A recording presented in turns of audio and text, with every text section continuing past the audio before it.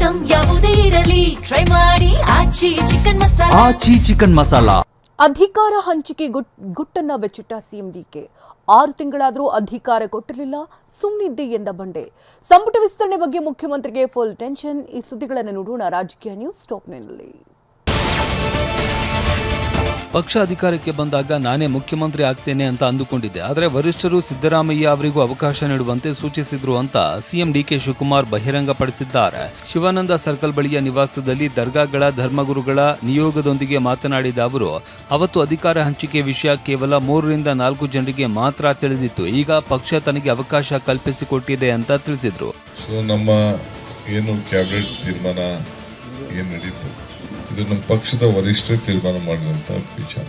ನಾನು ಕೂಡ ನಮ್ಮ ಪಕ್ಷ ಅಧಿಕಾರಕ್ಕೆ ಬಂದ ಮೇಲೆ ನನ್ನೇ ಮುಖ್ಯಮಂತ್ರಿ ಮಾಡ್ತೀನಿ ಅಂತೇಳಿ ನಿರೀಕ್ಷೆ ಮಾಡ್ಕೊಂಡಿದ್ದಾರೆ.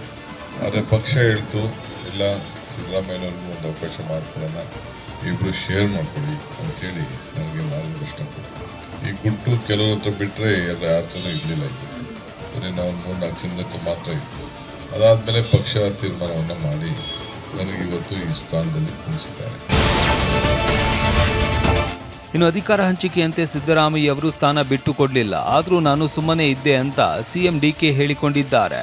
ದರ್ಗಾಗಳ ಧರ್ಮಗುರುಗಳ ನಿಯೋಗದ ಜೊತೆ ಮಾತನಾಡುವಾಗ ಈ ಮಾತನ್ನ ಹೇಳಿದ್ದಾರೆ. ಅಲ್ಲದೆ ಹಿಂದೆ ತಮಗೆ ಮಂತ್ರಿ ಮಾಡದೇ ಇರೋದನ್ನ ಕೂಡ ಸಿಎಂ ಡಿಕೆ ಶಿವಕುಮಾರ್ ನೆನಪಿಸಿಕೊಂಡಿದ್ರು. ಈಗ ಪಕ್ಷದಲ್ಲಿ ಎಲ್ಲರಿಗೂ ಎಲ್ಲ ಅಧಿಕಾರ, ಈಗ ನನಗೆ ಅಧಿಕಾರ ಸಿಕ್ಕಲಿಲ್ಲ, ನನಗೆ ಕೊಡಲಿಲ್ಲ. ಇಲ್ಲ ಸಿದ್ದರಾಮಯ್ಯನು ನನ್ನ 3 ತಿಂಗಳು 4-6 ತಿಂಗಳು ಮಾಡ್ಕೊಂಡಿಲ್ಲ, ನಾನು ಸುಮ್ಮನೆ ಇದ್ದೇನೆ. ಈಗ ಇವರು ಹೇಳಿದ್ರು ಕೃಷ್ಣ ಗೌರ್ಮೆಂಟಲ್ಲಿ ಭಾಳ ದೊಡ್ಡದಾಗಿದೆ ಅಂತ. ಧರ್ಮಸಿಂಗ್ ಗೌರ್ಮೆಂಟಲ್ಲಿ ನನ್ನ ಪರಮೇಶ್ವರ್ನ ಕೃಷ್ಣಪ್ಪನ ಮಂತ್ರಿನೇ ಮಾಡ್ಕೊಂಡಿದ್ದೆ. ನಾನು ಬೇರೆ ಪಾರ್ಟಿಯಿಂದ ಕರ್ಕೊಂಡ್ಬಂದವರೆಲ್ಲ ಮಂತ್ರಿ ಆದದ್ದು, ನಾನೇ ಮಂತ್ರಿ ಮಾಡಲಿಲ್ಲ. ಹಾಗೂ ಕೂಡ ಭಾಳ ತಾಳ್ಮೆಯಿಂದ ನಾನಿದ್ದು ಸುಮ್ಮನೆ ಇದ್ದೆ. ಈಗ ಕೂಡ ಭಾಳ ತಾಳ್ಮೆಯಿಂದನೇ ಇದ್ದೆ. ಎಷ್ಟೋ ಜನ ನಮ್ಮ ಇಕ್ಬಾಲ್ ಅವರೆಲ್ಲ ದಿನ ಸ್ಟೇಟ್ಮೆಂಟ್ ಹೊಡಿತಿದ್ದ, ದಿನ ಬೈತಾನೆ ಇದ್ದಾರೆ. ಸಚಿವ ಸಂಪುಟ ವಿಸ್ತರಣೆ ಮತ್ತು ಆಕಾಂಕ್ಷಿಗಳ ಒತ್ತಡ ಮುಖ್ಯಮಂತ್ರಿ ಡಿಕೆ ಶಿವಕುಮಾರ್ಗೆ ತಲೆನೋವಾಗಿ ಪರಿಣಮಿಸಿದೆ. ಸಲೀಂ ಅಹಮದ್ಗೆ ಸಚಿವ ಸ್ಥಾನ ನೀಡಬೇಕು ಅಂತ ಕೋರಿ 14 ಜಿಲ್ಲೆಗಳ ದರ್ಗಾಗಳ ಧರ್ಮಗುರುಗಳ ನಿಯೋಗ ಭೇಟಿ ಮಾಡಿದಾಗ ಮಂತ್ರಿಗಿರಿ ಹಂಚಿಕೆ ಎಷ್ಟು ಕಷ್ಟದ ಕೆಲಸ ಅನ್ನೋದನ್ನ ಡಿಕೆಶಿ ಹಂಚಿಕೊಂಡಿದ್ದಾರೆ. ಅವಕಾಶ ವಂಚಿತರ ಬೇಡಿಕೆಗಳು ಹೆಚ್ಚಾಗ್ತಾ ಇರುವ ಹಿನ್ನೆಲೆಯಲ್ಲಿ ಸಂಪುಟ ವಿಸ್ತರಣೆ ಪ್ರಕ್ರಿಯೆ ಡಿಕೆಶಿ ಪಾಲಿಗೆ ಸವಾಲಾಗಿ ಬದಲಾಗಿದೆ. ನೀವೆಲ್ಲ ಬಂದು ಸಲೀಂ ಮಾಡಿದ ಒಂದು, ಇನ್ನೊಬ್ಬರು ಬಂದು ವಕೀಲರಲ್ಲಿ ಇವ್ನು ಮಾಡಬೇಕು ಅಂತ ಒಂದು, ಇನ್ನೊಂದು ಲಿಂಗಾಯತ್ ಅವರು ಬಂದು ಅವರೆಲ್ಲ ಸೇರಿ ಒಂದು ಮಾಡಬೇಕು. ಇದು ಭಾಳ ದೊಡ್ಡ ಕನ್ಫ್ಯೂಷನ್ ಇದೆ. ನಾವು ಪೊಲಿಟಿಕಲಿ ತೀರ್ಮಾನ ಮಾಡೋಕ್ಕೆ ಎಲ್ಲರೂ ಕೂಡ ಭಾಳ ಹಿಂಸೆ ಆಗ್ತದೆ. ಸೊ ಕ್ರಿಶ್ಚಿಯನ್ ಕಮ್ಯುನಿಟಿಯವರೆಲ್ಲ ಬಂದು ಅವರು ಇಂಥವ್ರನ್ನೇ ಕ್ಯಾಂಡಿಡೇಟ್ ತೀರ್ಮಾನ ಮಾಡಿ, ಇವೆಲ್ಲ ಕೂಡ ಭಾಳ ದೊಡ್ಡ ಕಂಡು. ನಾನು ನಿಮ್ಗೆ ಯಾರಿಗೂ ಡಿಸ್ಕರೇಜ್ ಮಾಡೋಕ್ಕೆ ಕೇಳ್ತಾ ಇಲ್ಲ, ನಮ್ಮ ಕಷ್ಟ ನಿಮ್ಮ ಹತ್ರ ಶೇರ್ ಮಾಡ್ತಾ ಇದ್ದೀನಿ ಅಷ್ಟೇ. ಇದೇ ವೇಳೆ ಸಲೀಂ ಅಹಮದ್ ಅವರಿಗೆ ಸಚಿವ ಸ್ಥಾನ ನೀಡಬೇಕು ಎಂಬ ನಿಯೋಗದ ಮನವಿಗೆ ಪ್ರತಿಕ್ರಿಯಿಸಿದ ಸಿಎಂ, ಹೊಸ ಮುಖಗಳಿಗೆ ಅವಕಾಶ ಕೊಡಬೇಕು ಎಂಬ ಚರ್ಚೆ ನಡೆದಿದೆ. ಜೊತೆಗೆ ಸಲೀಂ ಅಹಮದ್ ಅವರ ಕುರಿತು ವರಿಷ್ಠರ ಗಮನಕ್ಕೆ ತರುವುದಾಗಿ ಹಾಗೂ ಸಚಿವ ಸಂಪುಟದ ಯಾವುದೇ ನಿರ್ಧಾರವಾಗಲಿ ಅದು ಪಕ್ಷದ ತೀರ್ಮಾನವೇ ಅಂತಿಮ ಅಂತಲೂ ಸ್ಪಷ್ಟಪಡಿಸಿದ್ದಾರೆ.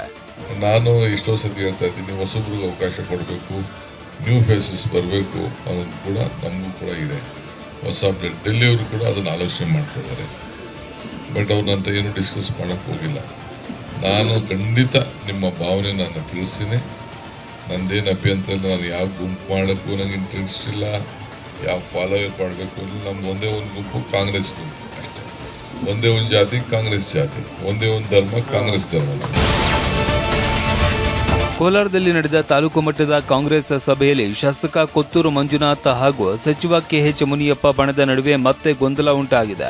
ಖಾಸಗಿ ರೆಸಾರ್ಟ್ನಲ್ಲಿ ನಡೆದ ಸಭೆಗೆ ಕೊತ್ತೂರು ಮಂಜುನಾಥ್ ಬಣದ ಮುಖಂಡರಿಗೆ ಮಾತ್ರ ಆಹ್ವಾನ ನೀಡಲಾಗಿತ್ತು. ಇದಕ್ಕೆ ಅಸಮಾಧಾನ ವ್ಯಕ್ತಪಡಿಸಿದ ಮುನಿಯಪ್ಪ ಬಣದ ಮುಖಂಡರು ಸಭೆಯನ್ನ ಬಹಿಷ್ಕರಿಸಿ ಹೊರ ನಡೆದಿದ್ದಾರೆ. ಸಭೆಯಲ್ಲಿ ಶಾಸಕ ಕೊತ್ತೂರು ಮಂಜುನಾಥ್ ಹಾಗೂ ಎಂಎಲ್ಸಿ ಅನಿಲ್ ಕುಮಾರ್ ಸೇರಿದಂತೆ ಹಲವರು ಭಾಗಿಯಾಗಿದ್ದರು. ವಿಧಾನ ಪರಿಷತ್ ಅಡ್ಡ ಮತದಾನದ ದ್ರೋಹಿಗಳನ್ನು ಪತ್ತೆ ಹಚ್ಚಲು ರಾಜ್ಯಾಧ್ಯಕ್ಷ ವಿಜಯೇಂದ್ರ ಧರ್ಮಸ್ಥಳದಲ್ಲಿ ಆಣೆ ಪ್ರಮಾಣ ಮಾಡುವ ಅಸ್ತ್ರ ಪ್ರಯೋಗಿಸಿದ್ದಾರೆ.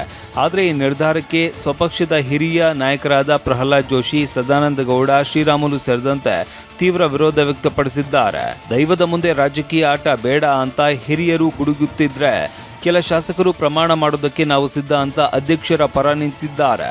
ಅವರು ಇದನ್ನು ಭಾಳ ನೋವಿಂದ ಹೇಳಿದ್ದಾರೆ, ಭಾಳ ವೇದನೆಯಿಂದ ಹೇಳಿದ್ದಾರೆ. ಪಕ್ಷದ ಅಧ್ಯಕ್ಷರಿಗೆ ಸಹಜವಾಗಿ ಅವ್ರಿಗೆ ಅನಿಸಿದೆ ನಮ್ಮ ಪಕ್ಷ ಹಿಂಗಾಗಿದೆ ಅಂತ. ಈ ರಾಜಕೀಯದಲ್ಲಿ ನಡೆದಿರುವ ಅಡ್ಡ ಮತದಾನದ ಅಪಚಾರಕ್ಕೆ ಒಂದು ಶ್ರೀ ಕ್ಷೇತ್ರವನ್ನು ಪುಣ್ಯಕ್ಷೇತ್ರವನ್ನು ಎಳೆದು ತರಬಾರದು ಅನ್ನೋದು ನನ್ನ ಅನಿಸಿಕೆ. ಕ್ರಾಸ್ ವೋಟಿಂಗ್ ವಿವಾದದ ಜಾತಕ ಬಿಚ್ಚಿಡುವುದಕ್ಕೆ ರಾಜ್ಯ ಬಿಜೆಪಿ ನಾಯಕರು ಇದೀಗ ದೆಹಲಿ ವಿಮಾನ ಹತ್ತಿದ್ದಾರೆ. ವಿಜೇಂದ್ರ ಹಾಗೂ ಆರ್ ಅಶೋಕ್ ಅವರು ರಾಷ್ಟ್ರೀಯ ನಾಯಕರನ್ನ ಭೇಟಿಯಾಗಿ ಪಕ್ಷ ವಿರೋಧಿಗಳ ವಿರುದ್ಧ ದೂರು ನೀಡಲಿದ್ದಾರೆ. ಈ ಮಧ್ಯೆ ಆರ್ ಅಶೋಕ್ ಅವರು ಕಳ್ಳರನ್ನ ಬಲಿ ಹಾಕ್ತೀವಿ ಅಂತ ಹೇಳ್ತಿದ್ದಾರೆ. ಅತ್ತ ಕಾಂಗ್ರೆಸ್ ನಾಯಕರು ಬಿಜೆಪಿ ಆಂತರಿಕ ಕಚ್ಚಾಟವನ್ನ ಲೇವಡಿ ಮಾಡ್ತಾ ಇದ್ರೆ, ಇತ್ತ ಕುಮಾರಸ್ವಾಮಿ ಅವರು ಈ ವಿವಾದವನ್ನ ಇಲ್ಲಿಗೆ ಕೈ ಬಿಡೋದಕ್ಕೆ ಸಲಹೆ ನೀಡಿದ್ದಾರೆ. ಯಾಕೆಂದ್ರೆ ಈ ಸರ್ಕಾರದಲ್ಲಿ ಯಾರನ್ನು ಬೇಕಾದ್ರೂ ಬ್ಲಾಕ್ ಮೇಲ್ ಮಾಡ್ತಾರೆ, ಯಾರಿಗೆ ಬೇಕಾದ್ರೂ ಯಾವ ರೀತಿಯ ಆಮಿಷಗಳನ್ನು ಒಡ್ಡಿ ಅವರನ್ನ ಬದಲಾವಣೆ ಮಾಡ್ಕೋಬಹುದು ಅಂತಕ್ಕಂಥವ್ರು ಎಕ್ಸ್ಪರ್ಟ್ಗಳಿದ್ದಾರೆ. ನಾನು ಬಿಜೆಪಿಯ ನನ್ನ ಮಿತ್ರ ಪಕ್ಷದ ಸ್ನೇಹಿತರಿಗೂ ಹೇಳ್ತೇನೆ, ಯಾರು ಯಾವುದೇ ಕಾರಣಕ್ಕೂ ಆತಂಕಕ್ಕೆ ಒಳಗಾಗದು ಬೇಡ. ಈ ಒಂದು ವಿಷಯವನ್ನ ಇಲ್ಲಿಗೆ ಬಿಟ್ಟು 2028 ಇಂಥ ಕೆಟ್ಟ ಸರ್ಕಾರ ಕಿತ್ತೋಗಲಿಕ್ಕೆ ಏನ್ ನಾವು ಪ್ಲಾನ್ ಮಾಡಬೇಕು ಅದರ ಕಡೆ ಗಮನ ಕೊಡಬೇಕು ಅನ್ನೋದು ನನ್ನ ಅಭಿಪ್ರಾಯ. ರಾಜ್ಯ ಸರ್ಕಾರದ ಗ್ಯಾರಂಟಿ ಯೋಜನೆಗಳ ದುರ್ಬಳಕೆ ತಡೆಯೋದಕ್ಕೆ ಮನೆ ಮನೆ ಸರ್ವೆ ನಡೆಸುವುದಕ್ಕೆ ಸರ್ಕಾರ ಮುಂದಾಗಿದೆ. ಪ್ರತಿ ಗ್ರಾಮ ಪಂಚಾಯಿತಿ ವ್ಯಾಪ್ತಿಯಲ್ಲಿ 5 ಸದಸ್ಯರ ತಂಡವನ್ನ ನೇಮಕ ಮಾಡುವುದಾಗಿ ಸಿಎಂ ಡಿಕೆ ಘೋಷಿಸಿದ್ದಾರೆ. ಆದರೆ ಈ ನಿರ್ಧಾರವನ್ನ ಆರ್ ಅಶೋಕ್ ಟೀಕಿಸಿದ್ದು, ಈಗಿರುವ ಸಮಿತಿನೇ ನಾಲಾಯಕ ಅಂತ ವಾಗ್ದಾಳಿ ನಡೆಸಿದ್ದಾರೆ. ವೃದ್ಧಾಪ್ಯ ವೇತನ ಕಡಿತದ ವಿಚಾರದಲ್ಲಿ ಎಚ್.ಡಿ. ಕುಮಾರಸ್ವಾಮಿ ಸರ್ಕಾರವನ್ನ ಪ್ರಶ್ನೆ ಮಾಡಿದ್ದಾರೆ. ಯಾವ ಕಾರಣಕ್ಕೂ ನಮ್ಮ ಗ್ಯಾರಂಟಿಯನ್ನು ಯಾರು ಕೂಡ ನಿಲ್ಲಿಸಲಿಕ್ಕೆ ಸಾಧ್ಯ ಇಲ್ಲ, ನಾವು ಕೂಡ ನಿಲ್ಲಿಸೋದಿಲ್ಲ ಅನ್ನೋ ಮಾತನ್ನ ಈ ಸಂದರ್ಭದಲ್ಲಿ ಹೇಳಲಿಕ್ಕೆ ನಾನು ಬಯಸ್ತಾ ಇದ್ದೇನೆ. ಈಗಾಗಲೇ ಗ್ಯಾರಂಟಿ ಎಲ್ಲ ರದ್ದು ಮಾಡೋಕ್ಕೆ ಸುಮಾರು 20 ರಿಂದ 30 ಲಕ್ಷ ಗ್ಯಾರಂಟಿ ಸ್ಕೀಮ್ಗಳನ್ನು ರದ್ದು ಮಾಡೋಕ್ಕೆ ಅಧಿಕಾರಿಗಳಿಗೆ ಸೂಚನೆ ಕೊಟ್ಟಿದ್ದಾರೆ. ಮೇಲ್ನೋಟಕ್ಕೆ ನಾವು ಗ್ಯಾರಂಟಿ ರದ್ದು ಮಾಡಲ್ಲ ಅಂತ ಹೇಳಿದ್ದಾರೆ. ಸಮಿತಿಗಳೇನಿದೆ, ಈ ಸಮಿತಿಗಳೇ ನಾಲಾಯಕ ಸಮಿತಿಗಳು. ಸುಮಾರು 150 ಕೋಟಿ ಖರ್ಚಾಗ್ತೈತೆ ಇವ್ರಿಗೆ, ಇವ್ರ ಬಾಡಿಗೆ, ಇವ್ರಿಗೆ ಸಂಬಳ ಎಲ್ಲ ಸೇರಿ. ಒಂದು ಗೃಹಲಕ್ಷ್ಮಿ ಯೋಜನೆ, ಆ ಯೋಜನೆಗಳಿಂದ ಇವತ್ತೆಲ್ಲ ಅವರಿಗೆಲ್ಲ ಟೋಪಿ ಹಾಕಕ್ಕೆ ಹೊರಟಿದ್ದೀರಿ. ಪಾಪ ಯಾವ ನಮ್ಮ ಅಂಗವಿಕಲರು ವೃದ್ಧಾಪ್ಯ ವೇತನ ಎಷ್ಟು ಲಕ್ಷ ತೆಗಿಯಕೊಟ್ಟಿದ್ದೀರಿ, ಇವತ್ತು ಯಾತಿಗೆ ತೆಗಿಯಕೊಟ್ಟಿದ್ದೀರಿ? ಈ ಹೆಣ್ಮಕ್ಳದು ಗೃಹಲಕ್ಷ್ಮಿ ಯೋಜನೆ ದುಡ್ಡಿಲ್ಲ ಖಜಾನೆ ಒಳಗೆ, ಇಲ್ಲಿ ಬೇರೆ ಯೋಜನೆ ಹೆಸರಿನಲ್ಲಿ ಲೂಟಿ ಮಾಡಬೇಕಲ್ಲ ಪರ್ಸೆಂಟೇಜು. ಗ್ಯಾರಂಟಿ ಯೋಜನೆಗಳ ಸೋರಿಕೆ ತಡೆಯುವುದಕ್ಕೆ ರಾಜ್ಯದಲ್ಲಿ ಇರುವ ಸುಮಾರು 13 ರಿಂದ 14 ಲಕ್ಷ ಅನರ್ಹ ಬಿಪಿಎಲ್ ಕಾರ್ಡ್ದಾರರನ್ನ ಪತ್ತೆ ಹಚ್ಚಿ ಅವರನ್ನ ಪಟ್ಟಿಯಿಂದ ಕೈಬಿಡೋದಕ್ಕೆ ಆಹಾರ ಸಚಿವ ಕೆಎಚ್ ಮುನಿಯಪ್ಪ ಸಿದ್ಧತೆ ನಡೆಸಿದ್ದಾರೆ. ಇದರ ಜೊತೆಗೆ ಭಾರತ್ ಜೋಡೋ ಯುವ ಕ್ಲಬ್ ರಚನೆಯ ಸ್ವರೂಪ ಹಾಗೂ ಕಾರ್ಯವ್ಯಾಪ್ತಿಯ ಬಗ್ಗೆ ವರದಿ ಸಿದ್ಧಪಡಿಸುವಂತೆ ಸಿಎಂ ಡಿಕೆ ಶಿವಕುಮಾರ್ ಅಧಿಕಾರಿಗಳಿಗೆ ಸೂಚನೆ ನೀಡಿದ್ದಾರೆ.